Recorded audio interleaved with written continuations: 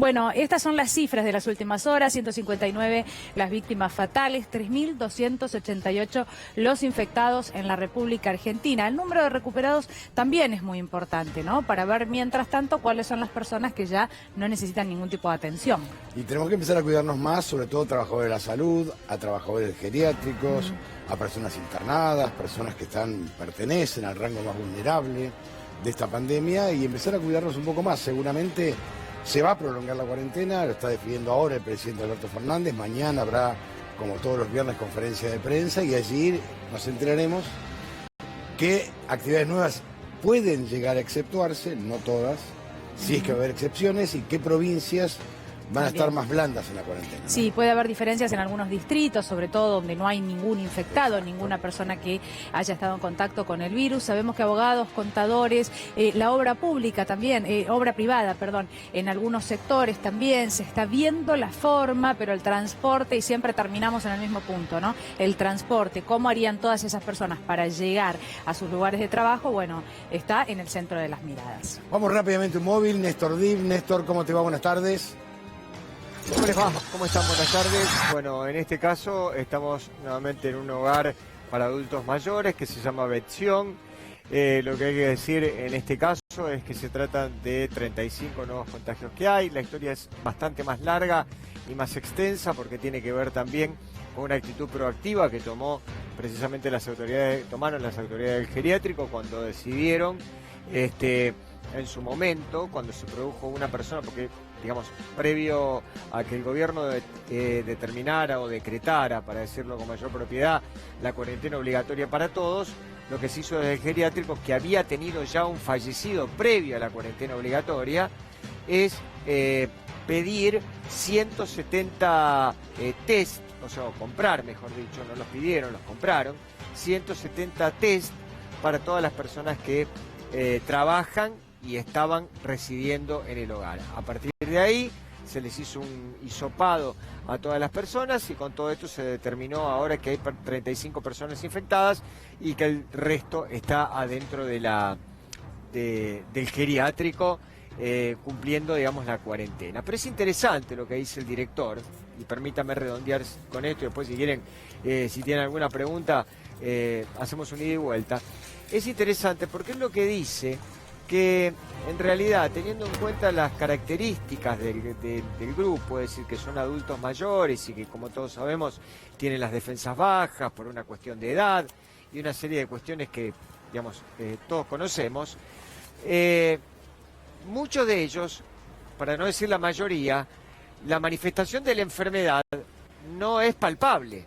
O sea, son lo que se llaman asintomáticos, pero tienen la enfermedad y contagian.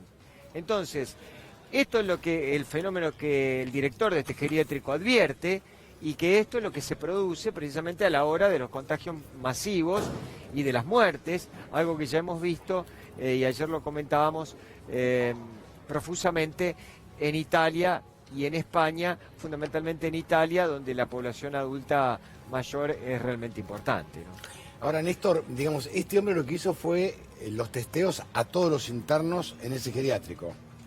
2 millones de pesos gastó. En los testeos.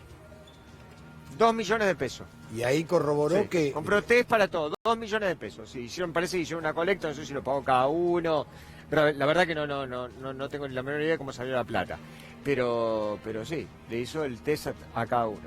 Y ahí determinó que había 35 adultos mayores, claro, con coronavirus. Claro. ¿Y qué claro, se y después hacer? se lo llevaron. Se lo llevaron, está bien.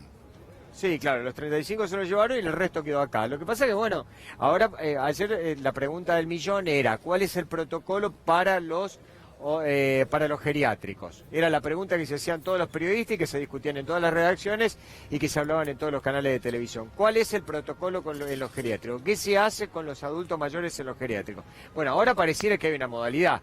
La modalidad es que cuando se presenta algún tipo de contagio, la autoridad competente se hace presente y a partir de allí se llevan a los adultos mayores a otro lugar a continuar precisamente el tratamiento. Con la cuestión del seguimiento, claro, con el seguimiento de la enfermedad. También, no los dejan acá. No, claro, lo que pasa es que hay que trasladarlos para que sean atendidos. Mirá, nosotros hablábamos en el día de ayer del caso de Belgrano, porque la verdad que ya hay muchos casos y casos muy diferentes, ¿no, Néstor? También está el caso de este geriátrico, este hogar de adultos mayores en Tigre, ¿no? Donde hay una familia, o está mayormente manejado por una familia, que decide quedarse ahí, cerrar las puertas, incluso llevar a algunos familiares a pasar este aislamiento en ese lugar para que no haya entrada y salida de gente. Pero claro, esto es algo que no todos pueden hacer, ¿no? Pero en el caso de Belgrano, y porque se trataba de la ciudad de Buenos Aires, también hablaba en el día de ayer el ministro de la ciudad, y lo que decía Fernán Quirós es, bueno, sí hay que seguir con los protocolos. Una vez que a nosotros nos comunican, nosotros debemos seguir los pasos correspondientes, y estos pasos correspondientes tienen que ver con trasladar a las personas que eventualmente van a necesitar una cama de terapia intensiva, ¿no? Porque son adultos mayores y son quienes mayor riesgo van a tener y quienes van a necesitar utilizar esas camas. No se los puede dejar en ese lugar. Claro, oxígeno, claro. O un médico, ¿no? Que sepa atender a un paciente, porque no es solamente la cama, no es solamente el respirador. Claro. ¿Sabes qué? Mira, te agrego esto. Me contaba una médica, me decía, si la gente supiera cuántos médicos pueden utilizar bien un respirador, se cuidaría muchísimo más, porque no cualquier médico puede tratar a un paciente de riesgo en terapia intensiva y con necesidad de respirador. También atención con esto, ¿no? Hace falta el material humano. Sí, aparece una especialidad terapia intensiva. Ojo, que, Néstor, hay que tener un dato no menor, que es una especialidad terapia intensiva. Hay enfermeras que se especializan en terapia intensiva. Claro. Sí, claro. No es que cualquiera entras mañana a un hospital y vas a terapia, no. Es una especialización. Pero Daniela, Antonio, si me permitís, quería agregar, porque Daniela recién dijo una cosa muy interesante mientras estaba hablando, y ella hablaba, por ejemplo, del tema de la gente, de las personas que trabajan. Bueno, ese parece ser un tema para atender de manera, digamos, aparte de la problemática que tienen los adultos mayores, porque en realidad ustedes imagínense, este es un hogar importante, digamos, ¿no? 70 empleados trabajan. Esos 70 empleados tienen, en realidad, una rotación. Es decir, no están viviendo permanentemente acá, entonces, y tienen otros trabajos. Sí. Y en su mayoría son trabajos que son en otros hogares, o que son otros trabajos, en el caso de aquellos que lo tengan, relacionados con el ámbito de la salud, o sea que son trabajos de riesgo.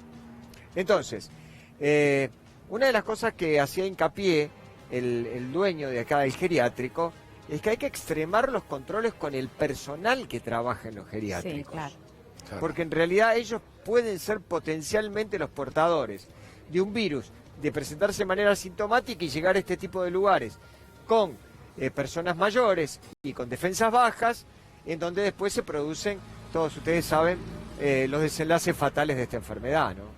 Bueno, en las estaciones de trenes, esto lo comunicó anoche aquí en C5N el ministro, Ginés González García, que se va a comenzar a realizar algún tipo de testeo para los asintomáticos mediante una extracción de sangre, claro, 300 por día, y esto es muy interesante también, ¿por qué? Porque esa gente que va en transporte público, por ejemplo, también a los geriátricos, claro, y puede haber estado en contacto con el virus sin tener síntomas, bueno, podría ser detectado, ¿no?